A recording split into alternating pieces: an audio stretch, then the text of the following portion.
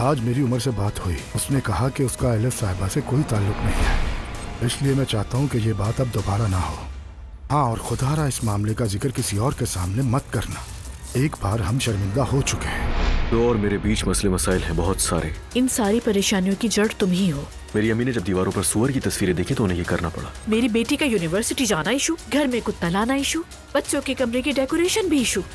आसान करते हैं, यानी आप दुआ को घर भेजना ही नहीं चाहती? नहीं, मैं उस घर में वापस नहीं आऊंगी अजलान। तुम्हारी अम्मी फिर से घर आई और इस बार उन्होंने इल्जाम लगाया कि खाला और तुम्हारे चचा के दरमियान कुछ चल रहा है। आज सुबह जब मैं घर से निकल रही थी तो मरियम साहिबा आई थी।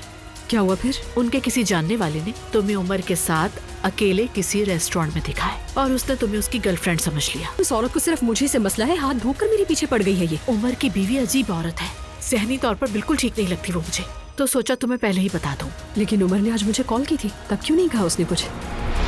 मामा, ये तो आप इतनी रात को? तुम्हें देखने के लिए आई हूँ बेटा। मैं तुम्हारी जिंदगियों से निकल जाती हूँ। मैं जा रही हूँ। मामा, ये क्या कर रही है? मामा प्लीज, मामा। बेटे, क्यों क्या हरकतें हैं? रोक रहे हो? कुछ रहो तुम